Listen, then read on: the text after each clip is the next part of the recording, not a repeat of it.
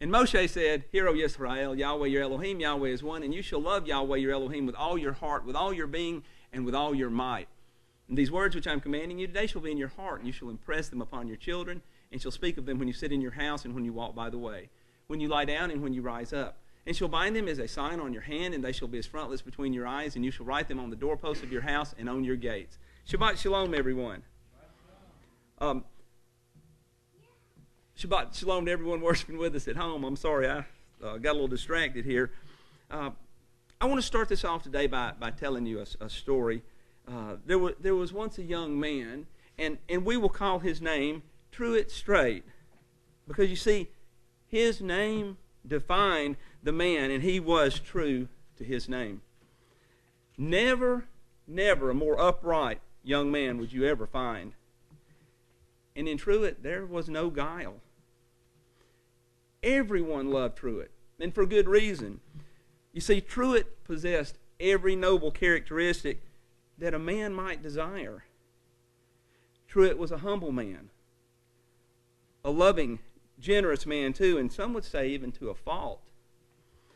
The children loved him because he was warm-hearted, and he always let the children win when they would race or play chase. And so too did the elderly love Truitt, because he never missed an opportunity to lend a helping hand. And they loved to tell him their stories because, see, Truitt was a good listener. Besides, he was genuinely interested in the things that were going on in their lives. Another thing about Truitt is that he ran a very successful business. You see, people loved to do business with him because they knew that he was a man of integrity and an honest man that ran an honest business. Truitt simply loved everyone, and everyone loved Truitt. Yet with all this, there was one thing about Truitt. He was lonely. Not that he was lacking compassion, lacking company, but he was lonely for a mate. You know, that special woman in his life for which to spend his life with. But as was the case with Truitt, he also was endowed with the attribute of patience. And so he waited. Then one day it happened. The bells on the front door signaled that a customer had arrived. And when Truitt looked up, he saw the most beautiful young woman who had come into his shop. His heart leaped within his chest, and he thought to himself, it is her. Hello, my name is Truitt Strait. May I help you? I hope so, she replied. My name is Liza, and it's nice to meet you. And with that, it was love at first sight. The two fell deeply in love with one another, and almost overnight, Liza became Truitt's whole world. Now, don't get me wrong, Truitt was still Truitt. He continued to be all that he had been before, but on top of that, now he had Liza. Now, Liza came from a poor family. Some would probably say from the other side of the tracks, but that made no never mind to Truitt. He could see beauty in her, the wonderful things in her that others could not. And he courted her with all his heart. A more romantic courtship you just couldn't imagine. She was everything to him, and he showed her in every way that you could think of and more. Then he wrote her beautiful poems and love songs to his beloved, and he picked for her beautiful bouquets of flowers and surprised her with candlelit picnics, and he even carried her across puddles. These kinds of things he did, and more, every day. You could not come into Truitt's store without Truitt, face all aglow, telling you all about his Liza. And she would hold him close to herself and place her cheek to his cheek. And she would stroke his hair and whisper gently into his ear, I love you, Truitt Strait. You are so sweet and precious to me. Finally, they exchanged vows, love, honor, cherish, forsaking all others, till death do us part, etc. And at last they were wed. He brought Liza into his house. They had children and became a real family. Now Truitt's life was complete, and he was no longer lonely. As you might guess, Truitt was also the perfect father. And guess what else Truitt did? In addition to being the perfect father to his children, he continued to be a friend to everyone, just as before, and he also continued to court his dearest Liza every day, just as he did before they were wed. And Liza would hold him close to herself and place her cheek next to his cheek. And she would stroke his hair, and she would whisper gently into his ear, "I love you, Truitt Strait. You are so sweet and precious to me." And Truitt's life was complete. Then one day, something terrible and unimaginable happened. Something truly horrible and shocking. Unbeknownst to Truitt, of course, his dearest Liza began to lie about her whereabouts and run around, as they say, on Truitt. Not just even an affair either, for that would have been bad enough, but she whored with many lovers. She became quite popular in certain social circles, a highly anticipated amenity, if you will, at the parties of the rich and famous. For she would even indulge guests who she had only met. And she lusted a great lust for the pleasantries and the attention afforded her by her adultery.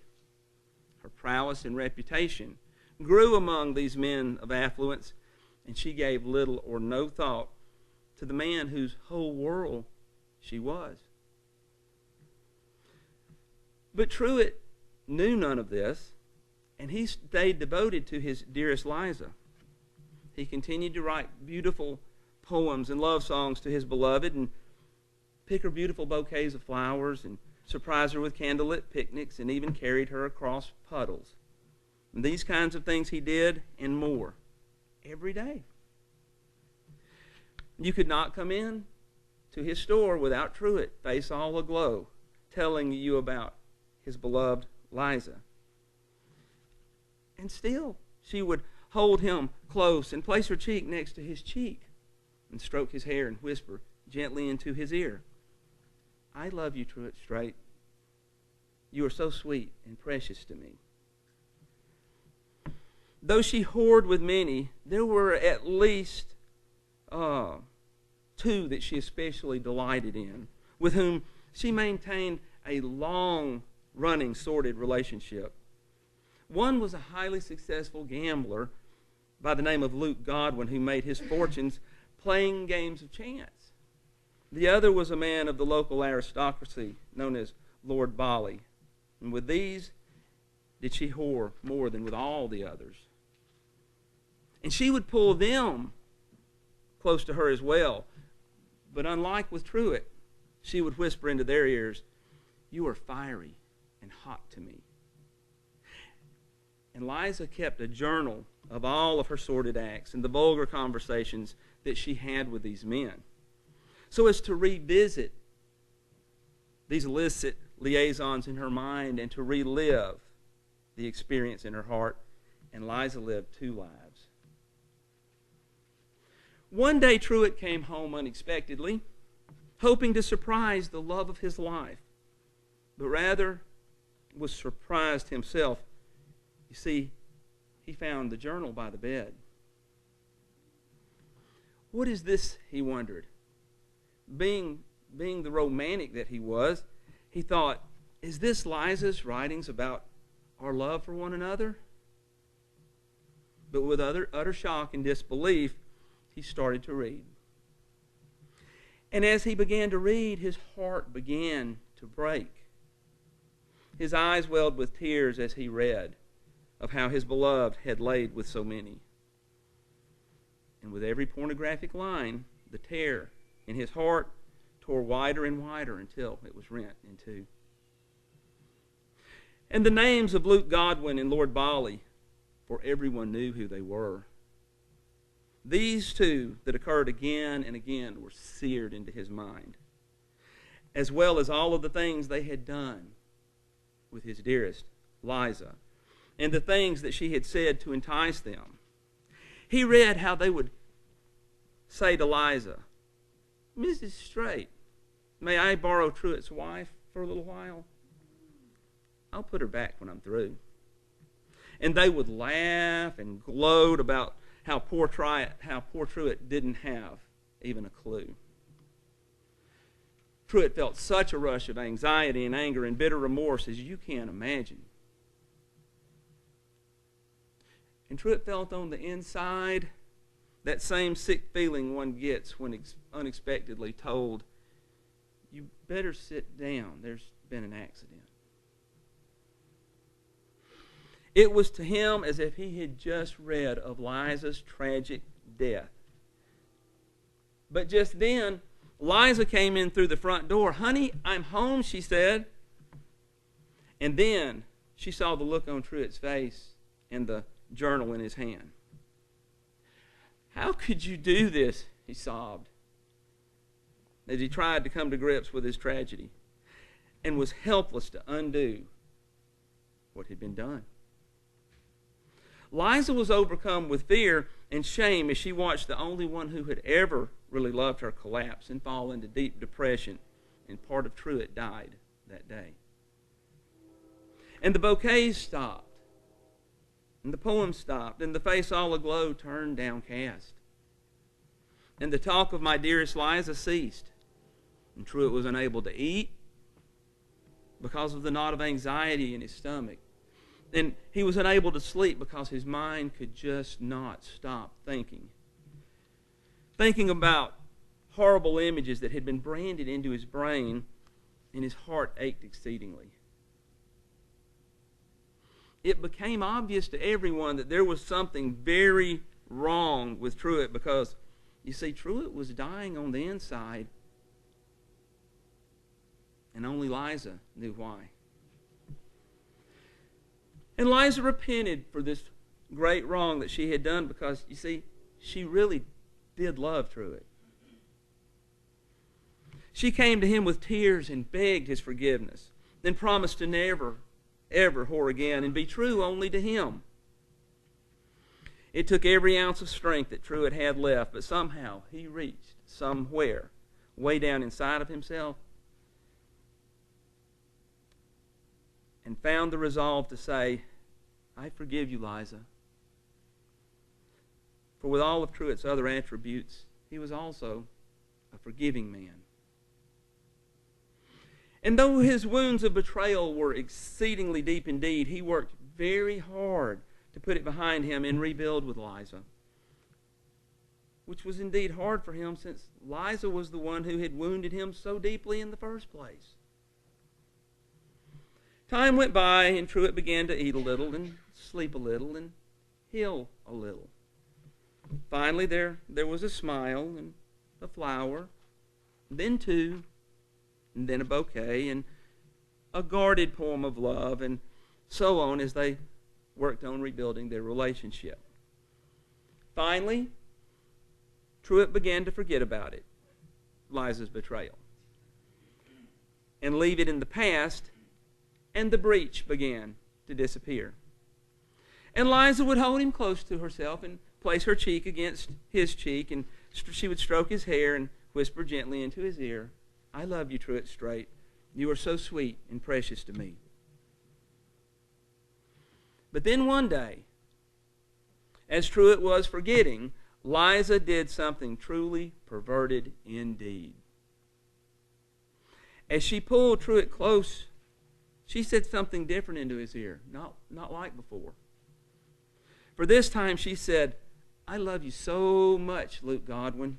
You are a Lord Bali to me, and you are my hot one." Truitt pushed her away and said, "What are you saying to me?"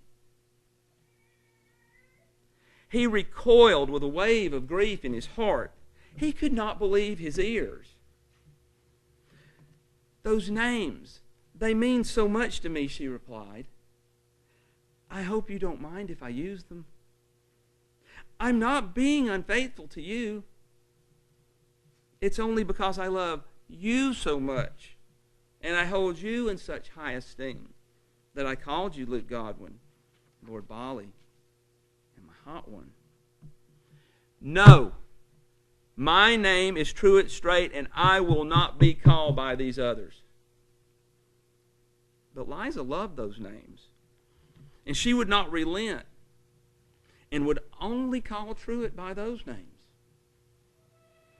And though it broke his heart and reopened the wounds of her adultery, she would not relent. She even taught Truitt's children to call him Lord Bali. And that's how he was greeted every day when he came home from work.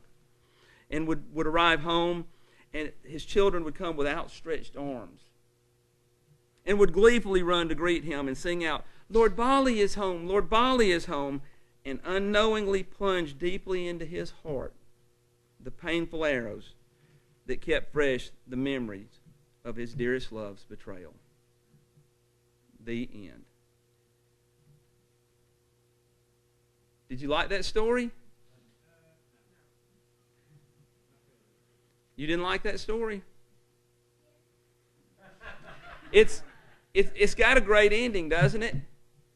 No. It has a terrible ending, I mean. You can say yeah now, Tyler.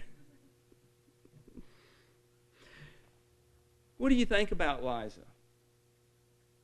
Do you like her? You don't like Liza? What about calling Truitt by those names?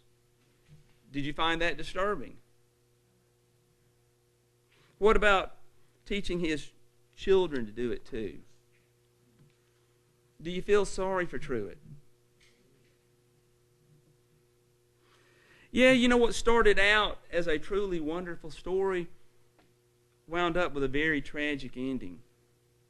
Our hero turns out to be the perpetual victim. Does this story sound familiar to you at all? Perhaps it sounds similar to the relationship between Israel and Yahweh.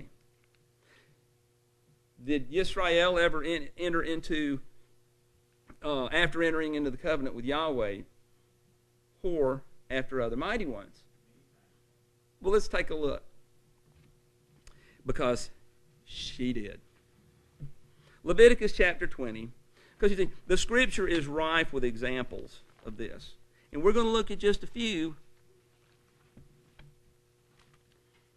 because I'd kind of like to help us to see a correlation between Israel and Liza.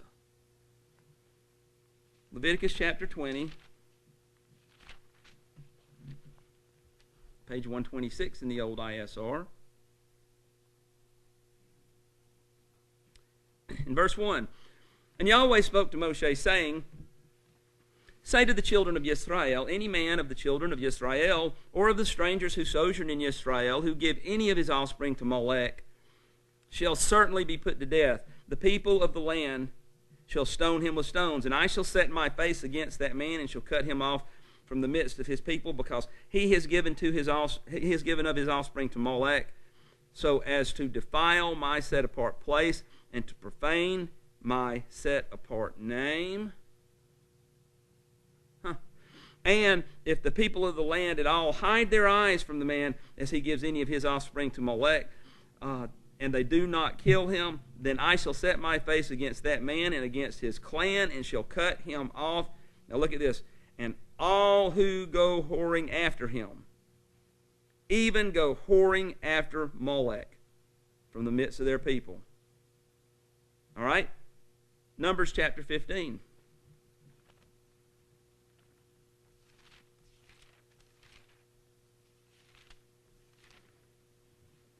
We're going to be on page 158 because we're going to start reading in verse 37. Numbers 15, verse 37. And Yahweh said to Moshe, Yahweh spoke to Moshe, saying, speak to the children of Yisrael, and you shall say to them to make tzitzit on the corner of their garments throughout their generations, and to put a blue cord in the tzitzit of the corners. And it shall be to you for a tzitzit, or a tassel, if that's the way your version reads. And you shall see it, and shall remember all the commands of Yahweh, and shall do them, and not search after your own heart and after your own eyes, after which you, what are those next two words? Went whoring.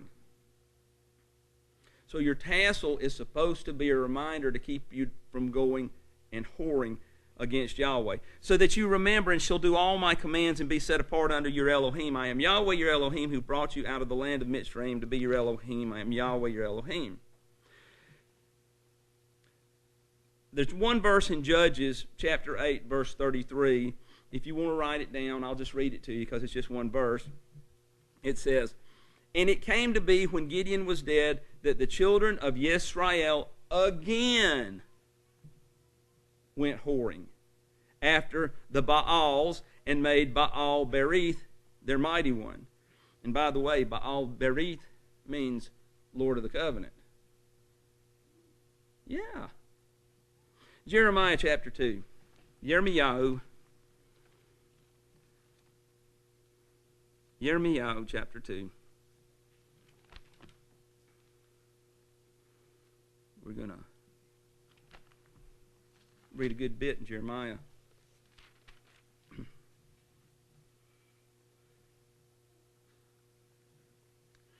And see if this doesn't sound like old Liza. Chapter 2, verse 25.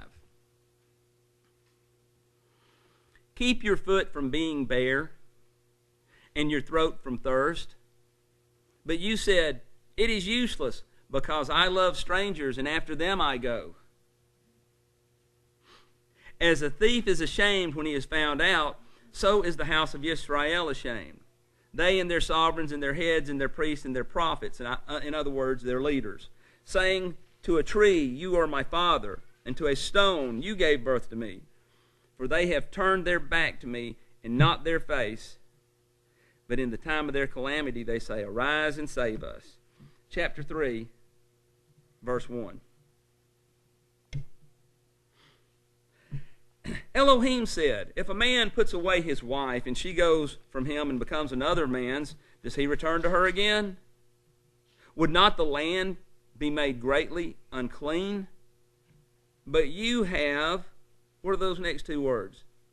Committed whoring with what? Many lovers. And you would return to me, declares Yahweh. Lift up your eyes to the bare heights and see where you have not lain with men. Besides the ways you have set for them like an Arabian in the wilderness. And you made the land unclean with your whorings and your evil. Therefore the showers have been withheld, and there has been no latter rain. You have a whore's forehead. You refuse to be ashamed. Now think about Liza at those parties. And she was not ashamed. Shall you not from now on cry to me, my father? You are the guide of my youth. Does one bear a grudge forever? Does one keep it to the end? See, you have spoken and done the evils that you could, and Yahweh said to me in the days of Yoshiyahu the sovereign, have you seen what backsliding Yisrael has done? She has gone up on every high mountain and under every green tree, and there committed whoring. And after she had done all these, I said, return to me. But she did not return. And her treacherous sister Yehudah saw it. And I saw that for all the causes for which backsliding Israel had committed adultery, I had put her away and given her a certificate of divorce. Yet her treacherous sister Yehudah did not fear, but went and committed whoring too. And it came to be through her frivolous whoring that she defiled the land and committed adultery with stones and wood. And yet, for all her treacherous sister Yehudah has not turned to me with all her heart, but falsely, declares Yahweh. And Yahweh said to me, backsliding Israel has shown herself more righteous than treacherous Yehudah. Go and proclaim these words toward the north and say, return, O backsliding Israel, declares Yahweh. I shall not look on you in displeasure, for I am kind, declares Yahweh, and I do not bear a grudge forever. Only acknowledge your crookedness, because you have transgressed against Yahweh your Elohim, and have scattered your ways to strangers under every green tree, and you have not obeyed my voice, declares Yahweh. Return, O backsliding children, declares Yahweh. For I shall rule over you, and shall take you, one from a city, and two from a clan, and shall bring you to Zion. And I shall give you shepherds according to my heart, and they shall feed you with knowledge and understanding. And it shall be, when you have increased, and shall bear fruit in the land in those days, declares Yahweh, that they no longer say, the ark of the covenant of Yahweh. Neither would it come to heart, nor would they remember it, nor would they visit it, nor would it be made again.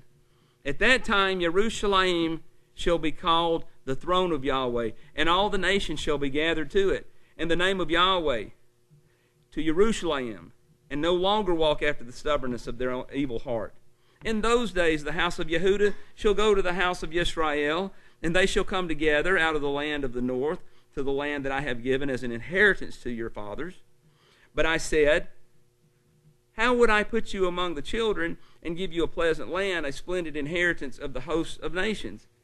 And I said, call me my father, and do not turn away from me. But indeed, as a wife betrays her husband, so have you betrayed me, O house of Israel, declares Yahweh.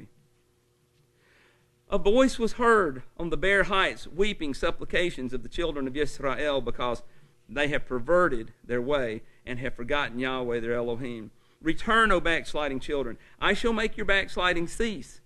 See, we have come to you, for you are Yahweh our Elohim.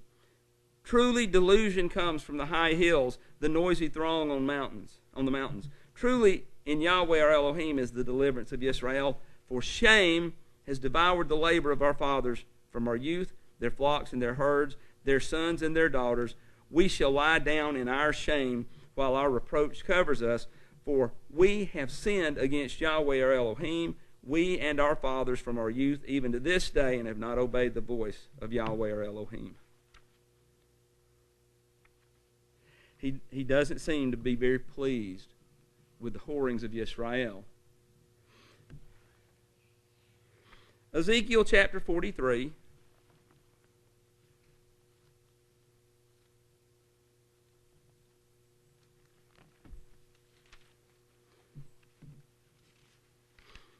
We're just going to read one verse here.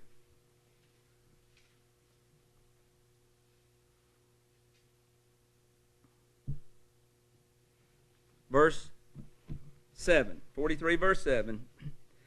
And he said to me, Son of man, this is the place of my throne and the place of the soles of my feet, when I dwell in the midst of the children of Israel forever. And the house of Israel shall no longer defile, what are those next three words? My set apart name. They nor their sovereigns, by their whoring, and by the corpses of their sovereigns on their high places. All right? Deuteronomy chapter 12.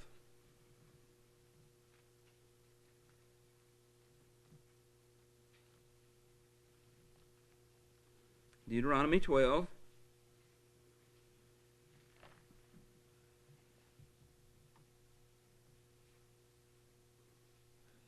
We're going to be on page 199.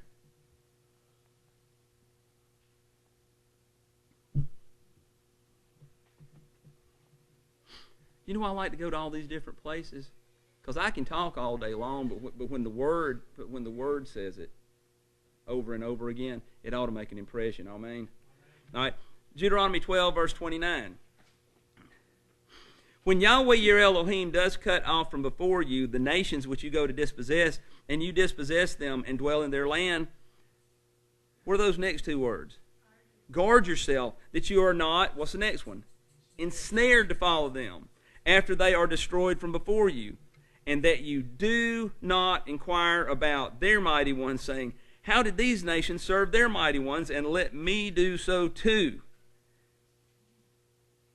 Do not do so to Yahweh your Elohim. For every abomination which Yahweh hates, they have done to their mighty ones, for they've even burned their sons and daughters in the fire to their mighty ones. All the words I am commanding you, guard to do it. Do not add to it, nor take away from it. All right, that's pretty plain, amen? Don't do to Yahweh what the heathens do, and don't add to and don't take away from his word. That's nothing to interpret.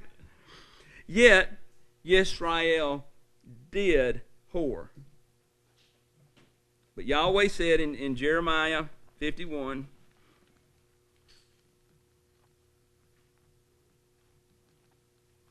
sorry, I should have told you to keep your finger close by.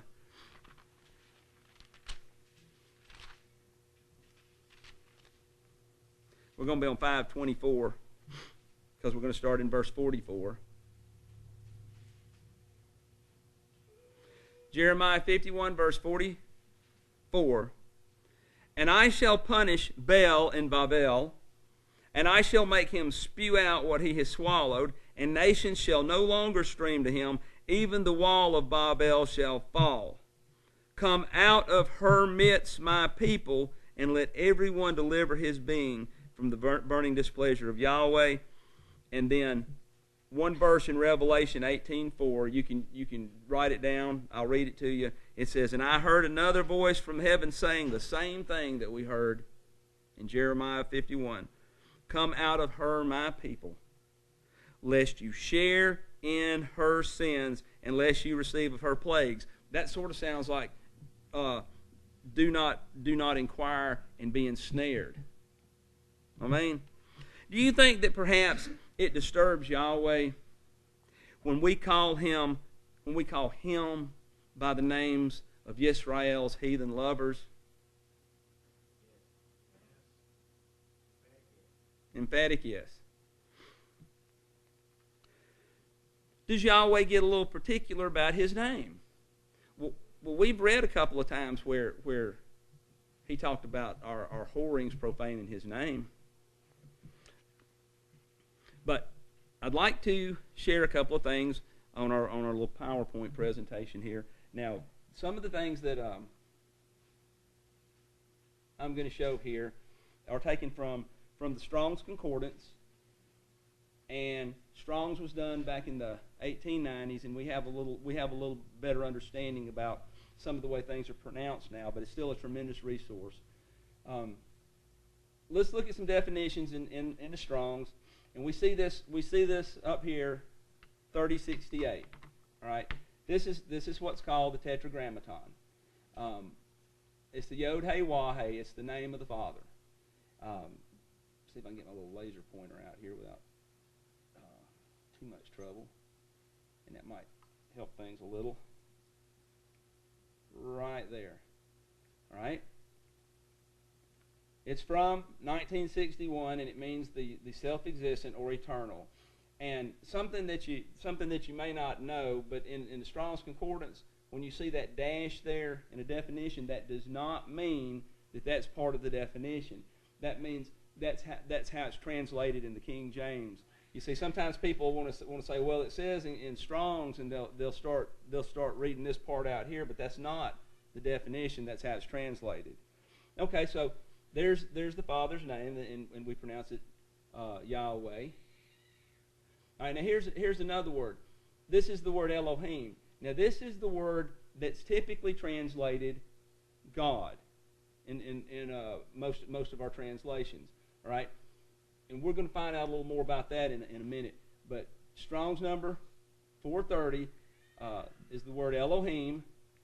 It's the plural of 433. It means mighty ones in the ordinary sense, but specifically used in the plural, thus especially with the article of the supreme Elohim, or in other words, Yahweh. Occasionally applied by way of difference to magistrates, and sometimes as a superlative. And then here again, these are the ways that it's translated in King James. All right. Now, here's an example of how the word's used. This is the King James Version with the Strong's numbers. And you can see all these places, like here where it says, and Moses said unto, there's that 430, Elohim.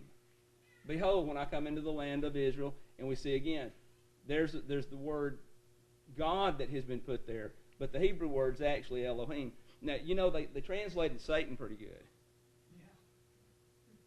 Yeah. They got Satan pretty good when they translated it. But we don't here. They use this a lot. Now, here's the one down here. This is at the burning bush incident here. And it says, when Moses asked, who am I supposed to tell the children of Israel sends me? It says, thus shalt thou say unto the children of Israel. Now, this is what's in here, the Lord.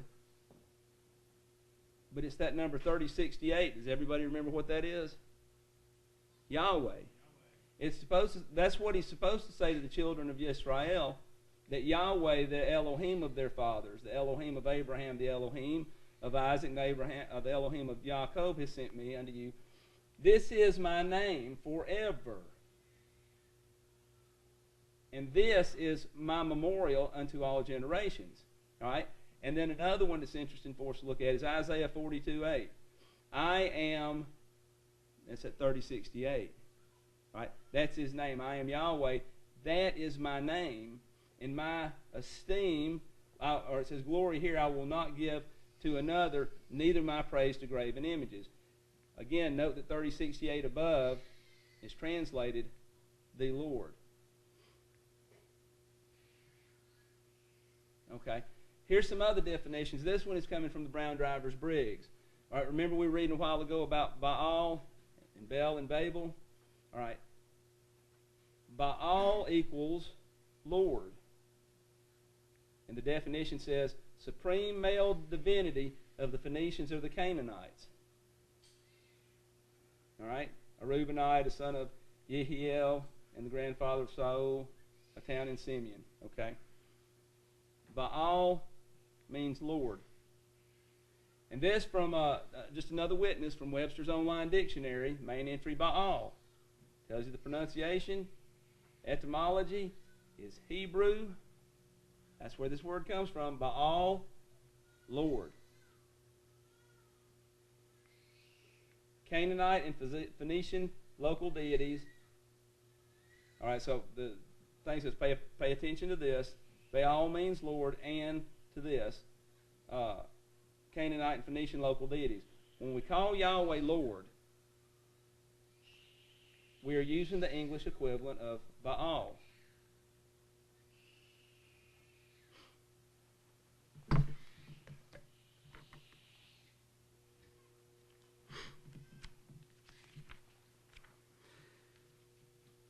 Exodus chapter 3. We're going to go over what we just read a little bit. Exodus chapter 3.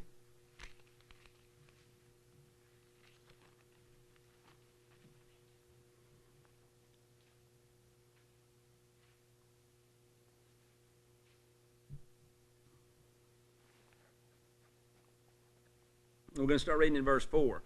And it says, and Yahweh saw that he turned aside to see, and Elohim called to him from the midst of the bush and said, Moshe, Moshe.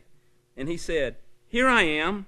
All right. So we see here that Yahweh knew Moshe's name. That's going to be relevant. But we see that he knew his name. But we also see that Moshe did not know who he was talking to. All right. Verse 13.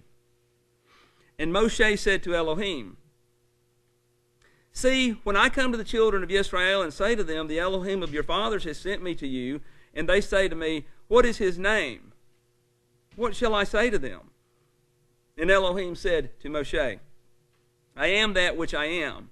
And he said, thus you shall say to the children of Israel, I am has sent me to you. And Elohim said further to Moshe, thus you are to say to the children of Israel, Yahweh, Elohim of your fathers, the Elohim of Abraham, the Elohim of Yitzhak, and the Elohim of Jacob, has sent me to you. This is my name. What's that next word? Forever. And this is my remembrance or memorial to all generations. Forever to all generations doesn't mean that it goes on for a little while and then stops. Guess what? If you don't have his forever name and teach it to your children, then you do not have the name that he called his remembrance or his memorial, and neither do the all generations of your offspring after you. It's kind of where we are. Amen? All right, now turn with me to Exodus 33.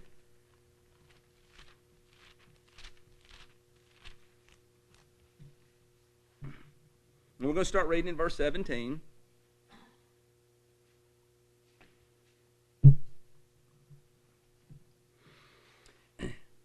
And Yahweh said to Moshe, even this word you have spoken I shall do, for you have found favor in my eyes, and I know you by name.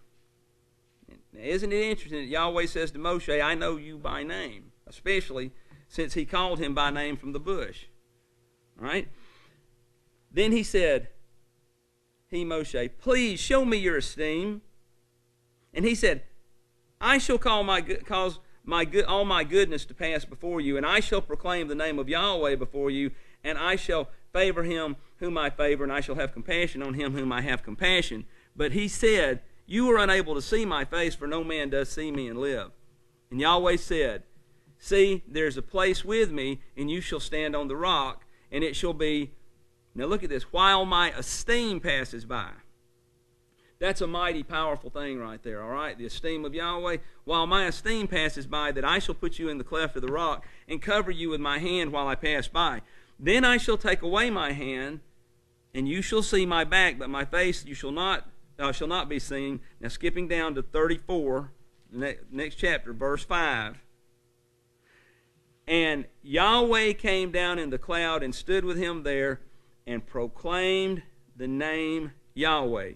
Now, we're going to keep reading, but I find it exceedingly interesting that when he showed Moshe his esteem and let his goodness pass before Moshe, that part of this was also the proclaiming of his name, the way it was supposed to be uttered.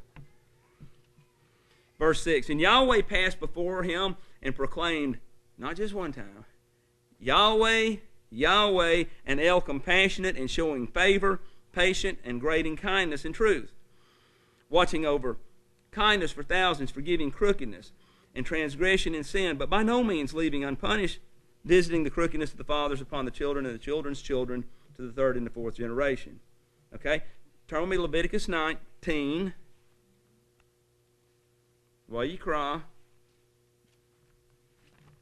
19.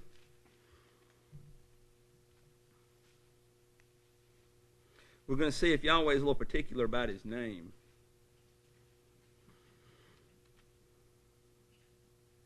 Verse 12.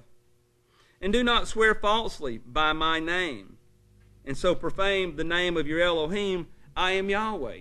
Just in case you didn't happen to know what his name was. All right? Leviticus 22. Verse 2. Speak to Aharon and his sons, that they separate themselves from the set-apart offerings of the children of Israel, and that they do not profane my set-apart name in what they set apart to me.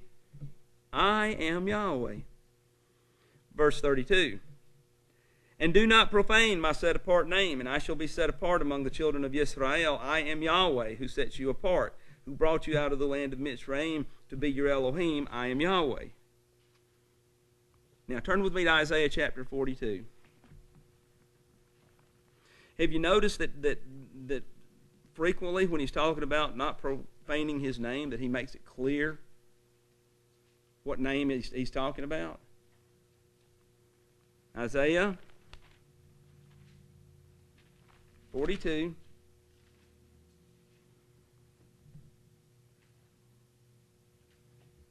Going to look at one verse here. I think it's a very important verse. Verse 42, verse 8. I am Yahweh. It doesn't matter what it says in your translation. In the Hebrew, the Yod He Wah He is there, okay? All right? I am Yahweh. That is my name. In my esteem, I do not give to another. Another what? Another name. That's the subject of this right now, is his name. Nor my praise to idols. Okay? And this sort of reminds me of poor Truitt telling Liza, no. My name is Truitt. Right? Yahweh's saying, I am Yahweh. That is my name. In my esteem, I don't give to another, nor my praise to idols.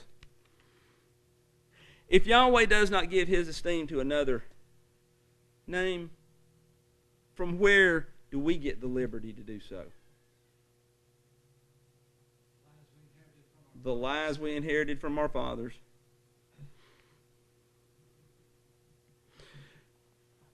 Isaiah 52.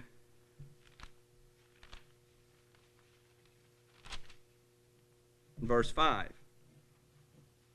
And now, what have I here, declares Yahweh, that my people are taken away for naught? Those who rule over them make them well, declares Yahweh, and my name is despised all day continually. Therefore, my people shall know my name in that day, for I am the one who is speaking. See, it is I. 56. Verse 6. Also, the sons of a foreigner who join themselves to Yahweh to serve him and to love the name of Yahweh. Do you know if you love the name of Yahweh?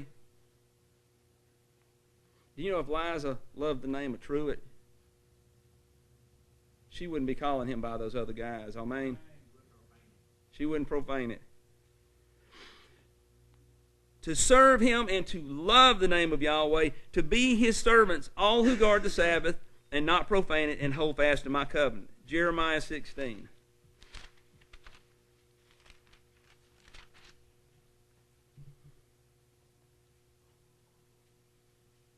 Verse 21.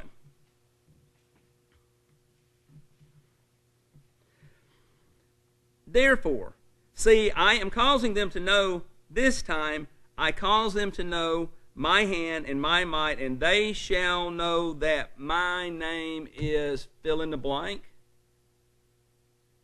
Yahweh. Ezekiel chapter 20.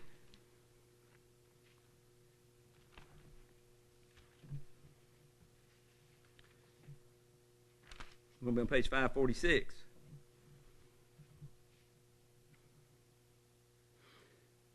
Verse 39. As for you, O house of Israel, thus said the Master Yahweh, go serve each of you his idols, and afterwards, if you are not listening to me, but do not profane my set-apart name anymore with your gifts and your idols. Ezekiel 36. This makes it easy to maneuver around when I do it this way, doesn't it? Doesn't always work that way. Ezekiel 36, verse 22.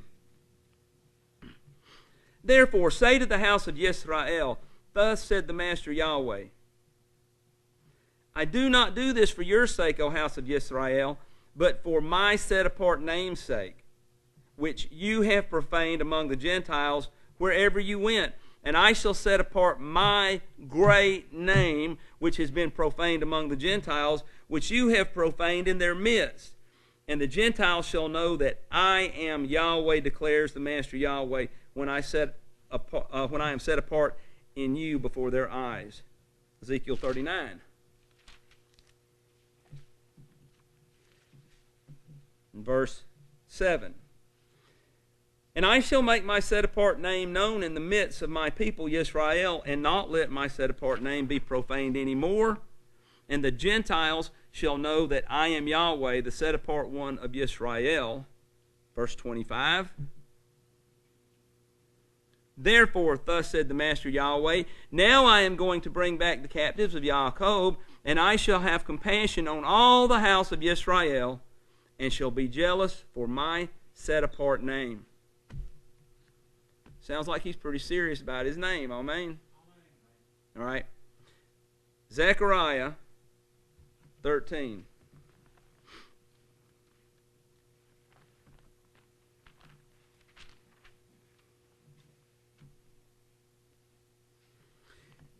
We're on page 642.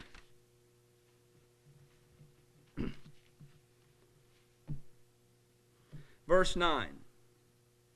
And I shall bring the third into fire, and refine them as silver is refined, and try them as gold is tried, and they shall call on my name, and I shall answer them, and I shall say, this is my people, while they say, what? Yahweh is my Elohim. All right? They shall call on my name. Not some other guy's name, my name. And I will answer, Yahweh says, when I hear this, and say, this is my people. Now, why would he say that? Because they're calling on his name. All right? While they say, Yahweh is my Elohim, they shall call on my name. Not the name of G-O-D, G-D. You know, some people may use G-D as a title, but it's still a proper name. And we're going to look at that. Not Lord, not Baal, not Allah, not Krishna, nor Buddha, nor Moloch, nor any other name out there that you might find that you like to substitute. But they shall call on my name, and I shall answer them. And I shall say, this is my people, while they say, Yahweh is my Elohim. What's his name again? Yahweh. All right? You know, I'd hate to be calling on a different name.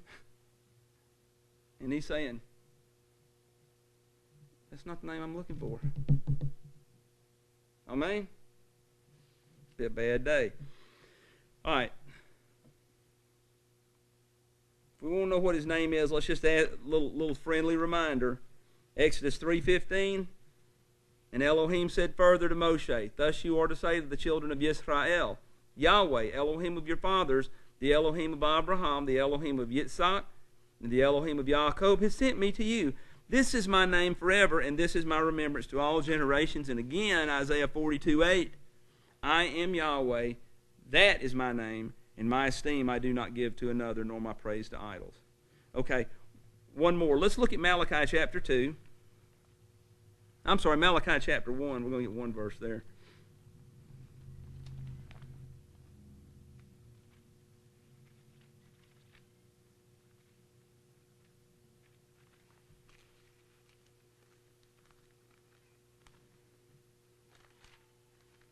Okay. Malachi chapter 1, verse 11. For from the rising of the sun even to the going down, it's going down, my name is great among nations, and in every place incense is presented to my name, and a clean offering. For my name is great among the nations, said Yahweh of hosts. Now turn to chapter 2, verse 1. And now, O priests, this command is for you. If you do not hear, and if you do not take it to heart to give esteem to my name, said Yahweh of hosts, I shall send a curse upon you, and I shall curse your blessings. And indeed I have cursed them, because you do not take it to heart. See, I shall rebuke your seed, and scatter dung before your faces, the dung of your festivals, and you shall be taken away with it. And I don't want to be any part of that. And you shall know that I have sent this command to you as being my covenant with Lewi, said Yahweh of hosts. My covenant with him was life and peace, and I gave them to him to fear, and he feared me and stood in awe of my name.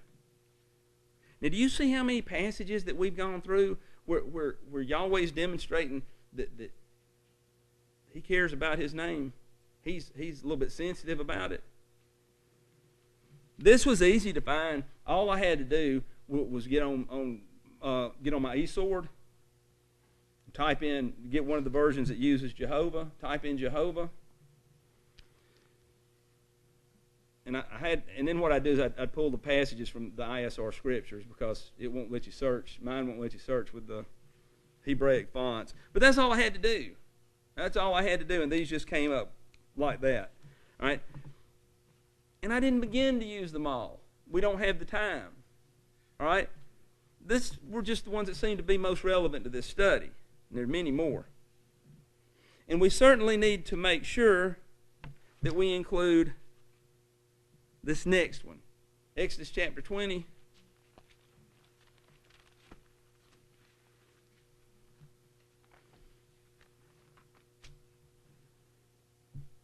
Exodus chapter 20.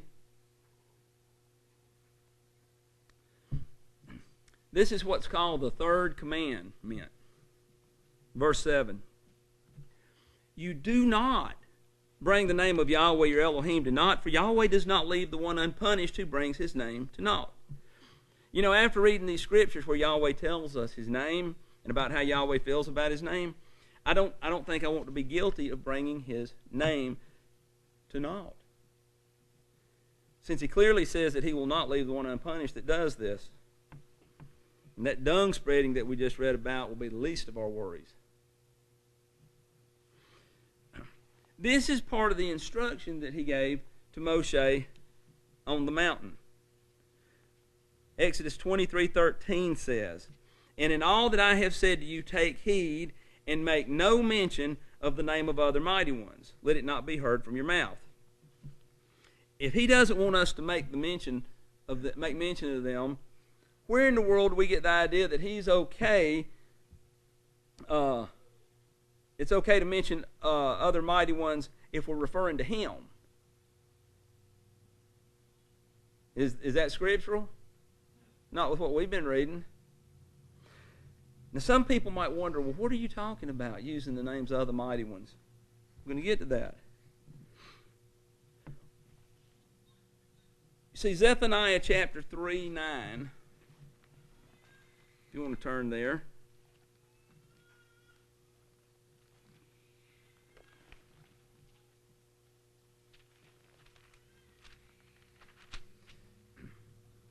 Zephaniah 3:9. For then I shall turn unto this people a clean lip, so that they call on the name of Yahweh to serve him with one shoulder. All right? Does this mean perhaps that if we're using the names of other mighty ones, that we have unclean lips? Is that a stretch? See, Yeshua's example was to keep Yahweh's name set apart. All right? Matthew 6:9.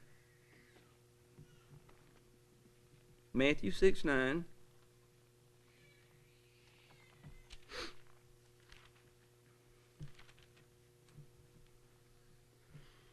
And it says, This then is the way you should pray, Our Father who is in the heavens, let your name be set apart. Okay? That means we need to treat his name very specially. All right? But then in John chapter 12,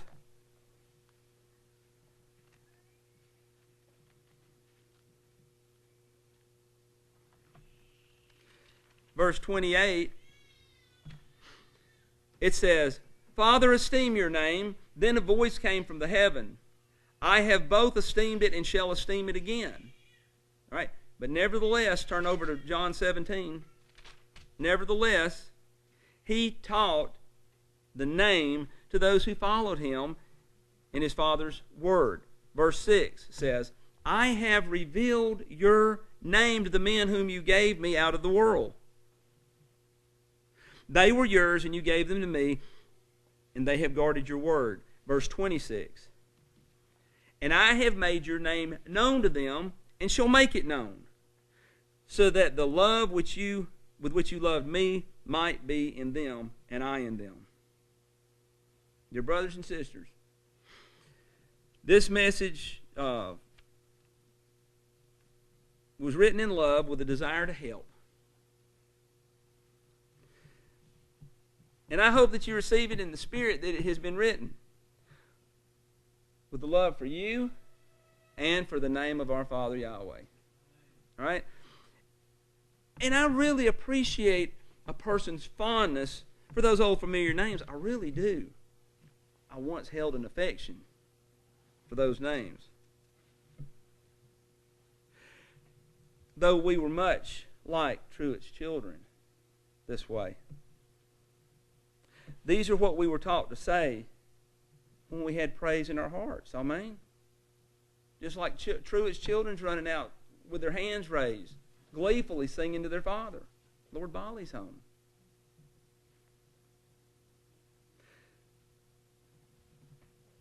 But I wrote this message once upon a time, not as a letter of chastisement, but with a genuine love and concern for all of us and the Father and His Son, Yeshua. So, please consider these scriptures, meditate on them, put them ahead of any human reasoning, because there's a lot of human reasoning that comes along with this. Human ideas like, well, that's the names we were using when, ... Or, yes, it doesn't matter what you call him. He knows who you're talking to. Or, I use those other names because people don't know who I'm talking about if I don't. These will all pale in comparison when held up against the light of the word of Elohim. All right? And this type of human reasoning really does bring His name to naught. Think about this. When we preface a statement, He knows who you're talking to with. Really doesn't matter what you call Him. Does that not very much bring His name to naught? It does matter what you call Him, and He knows who you are talking to. And whatever the reason used, it says that He will not leave the one unpunished that brings His name to naught. Uh-oh.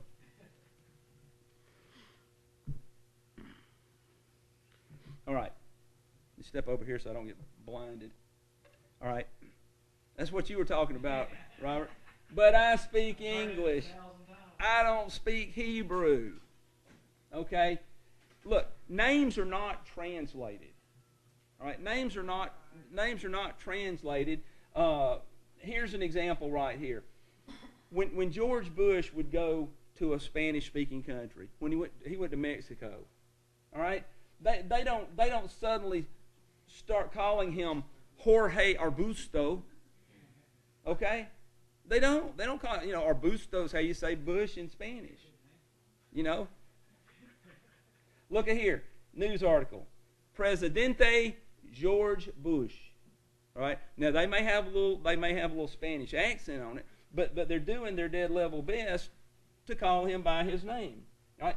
But what's interesting, as you read on down here a little bit more, they come across, here's another guy, Franklin Roosevelt. The rest of this is Spanish. Right? They call him Franklin Roosevelt. Winston Churchill's in here. Joseph Stalin. Okay? Huh?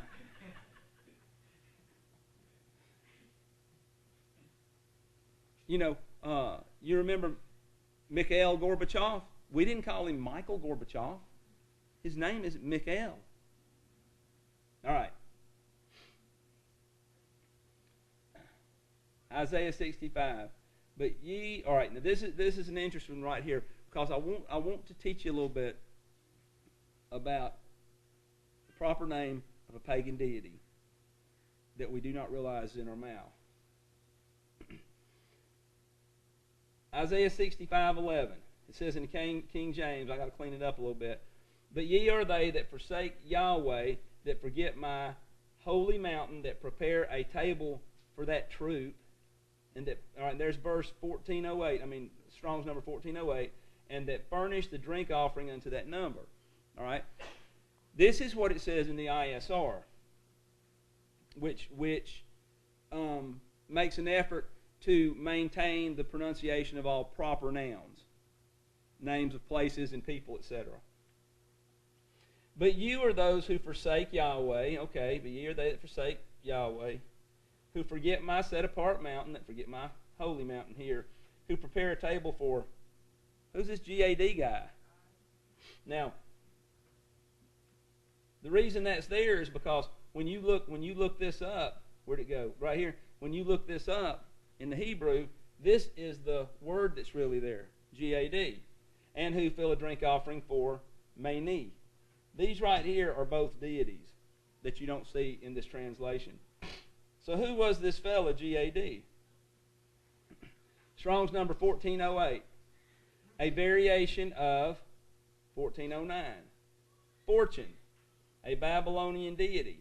Notice that how it's used in the KJV has nothing to do with what the Strong says the definition is. See that? Nothing to do with fortune or Babylonian deity. All right? That's what it says in Strong's. This is the BDB. GAD equals God of fortune, a Babylonian deity. That is what's right here. All right? And that's what actually pops up in the ISR. All right? Now, English vowels, A, E, I, O, U. In Hebrew, they are very, very similar to the way they're pronounced in Spanish. When you see an A, the equivalent in the Hebrew, they come out A, E, O, U. All of us that took Spanish class learned that, right? GAD in Hebrew does not rhyme with bad, mad, or lad. Okay? In Hebrew, it rhymes with rod, sod, and nod. The Hebrews would pronounce this word, spelled with English letters, GAD, the exact same way that we pronounce the word God. GAD equals G-O-D. Well, who was God? He was one of Israel's adulterous lovers. Israel was supposed to be true to Yahweh.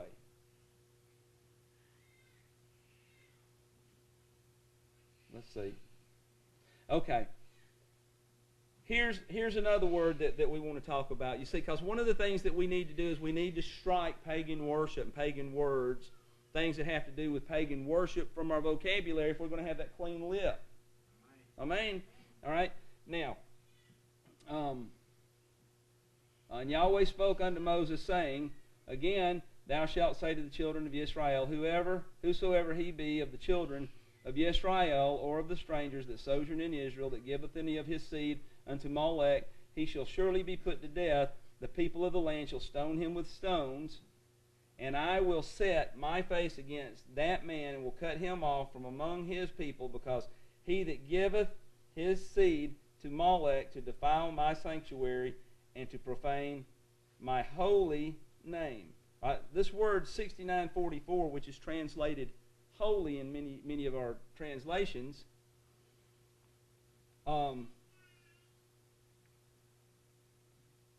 has a similar evolution to this word halos, and also Haley, as in Heliopolis. On was the capital of Egypt back in Joseph's day. When it got taken over by the Greeks, they changed the name of On to Heliopolis. Any idea what Heliopolis means?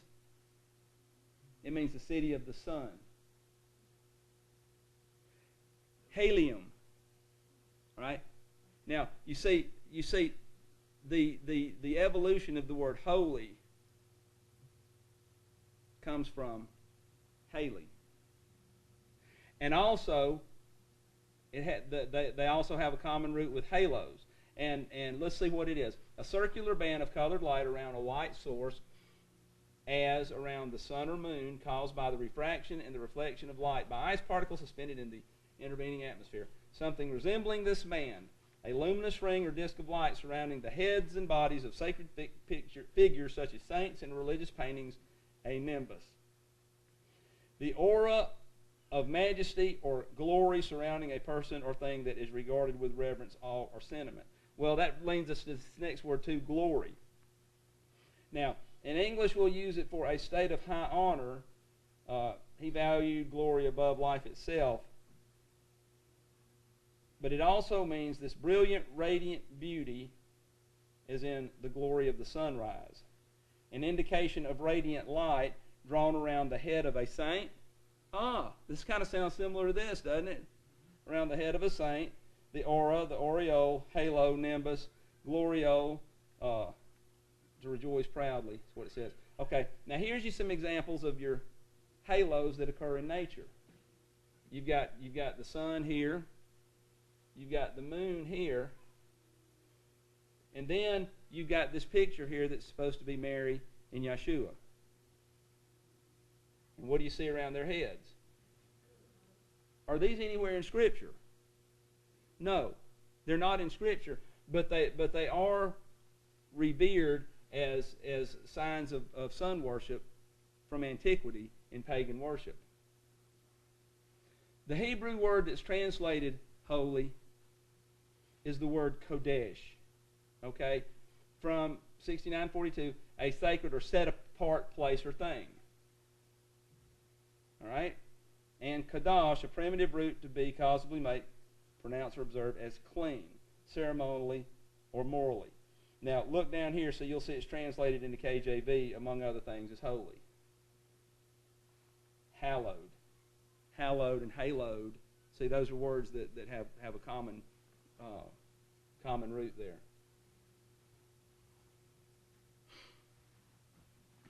Jeremiah 31.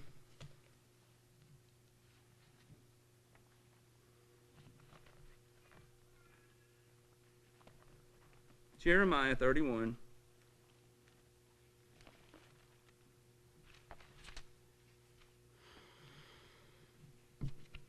And we're going to start reading in verse 33.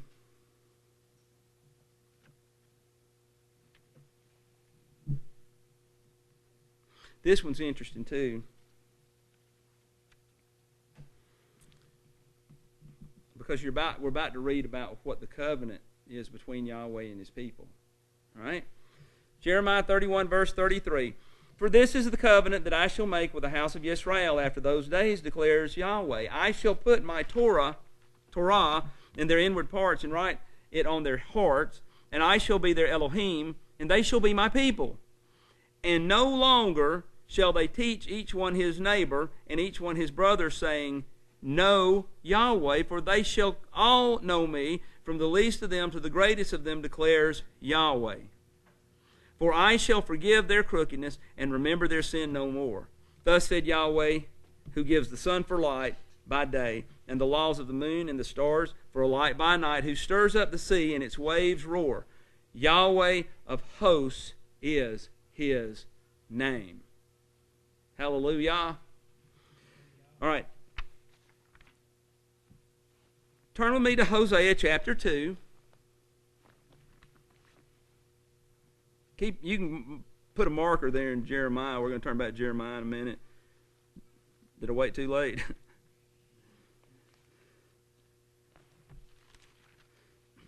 See, that's what you get for being a diligent student. Hosea is on page 598. We're actually going to be on page 600. I'm sorry, page 600. Hosea chapter 2, in verse 16, it says, And it shall be in that day, declares Yahweh, that you call me my husband. All right, this in Hebrew is the word ishi. All right, it literally means my man, or my husband. That you call me my husband, and no longer call me my Baal, Baali, my Lord. And I shall remove the names of the Baals from her mouth, and they shall no more be remembered by their name. Okay? So we see here that the renewed covenant involves his name and knowing his name. And we see right here that the name of the Baals will be remembered no more. All right? And back in Jeremiah chapter 23,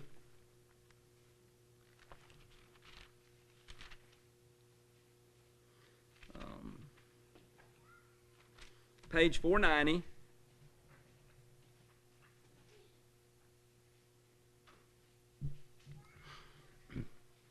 verse 25. Verse 25. I have heard what the prophets have said, who prophesy falsehood in my name, saying, I have dreamed, I have dreamed. Till when shall it be in the heart of the prophets of falsehood and the prophets of deceit of their own heart, who try to make my people forget my name by their dreams, which everyone relates to his neighbor, as their fathers forgot my name for Baal. Put it in English. Who forgot my name for the Lord. You see, Yahweh knew that this was going to happen. And what does Baal mean in Hebrew? Lord. And they forgot my name for the Lord.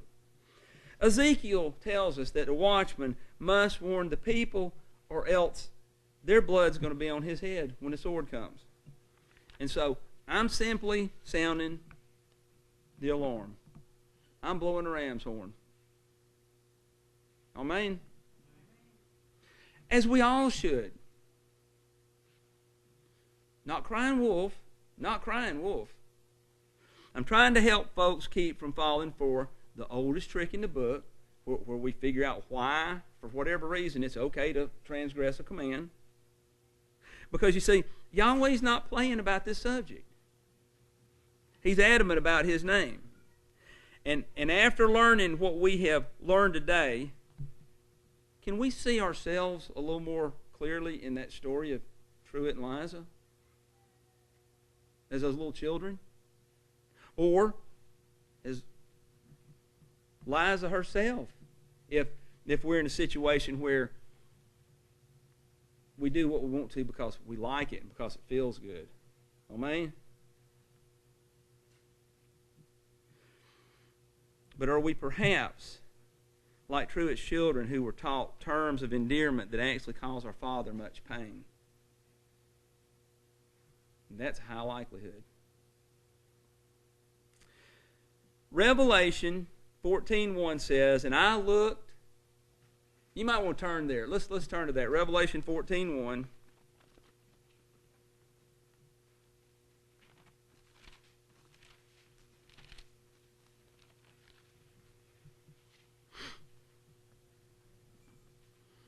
Revelation 14:1, page 1203. And it says, and I looked, and I saw a lamb standing on Mount Zion, and with him 144,000. And you know, there's a lot of us say, oh, I want to be one of those 144,000. Won't get into how hard that'll be, but, well, yeah, oh, I want to be one of the 144,000. But look what it says about them. Having his Father's name written upon their foreheads. Okay? That 144,000 is going to have the name of the Father right here in the front of their mind. It's not any of those names that we mentioned, you know. It's not any of them. And so one more thing, I'll give you this too about the PowerPoint today, about the story about Liza. All right? And this was just kind of fun. Truitt, Strait, is his name because he's a man of honor and righteousness. He's true and straight. All right? Liza, she was named Liza because unfaithful. She lies and she lays with others. Luke Godwin, riches by fortune, wins with the luck of God. Okay, you see him there? Luke, luck. Godwin. And Lord Baali is my Lord.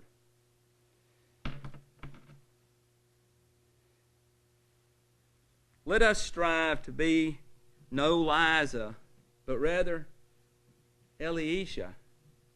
Let us strive to be the woman or the wife of Mael. Yavrokeka Yahweh Vaish Mareka, Ya'er Yahweh Panabaleka Bikaneka, Yasa Yahweh Panabaleka Biasim Laka Shalom. Yahweh bless you and guard you. Yahweh make his face to shine upon you and show favor to you. Yahweh lift up his face upon you and give you his complete contentment.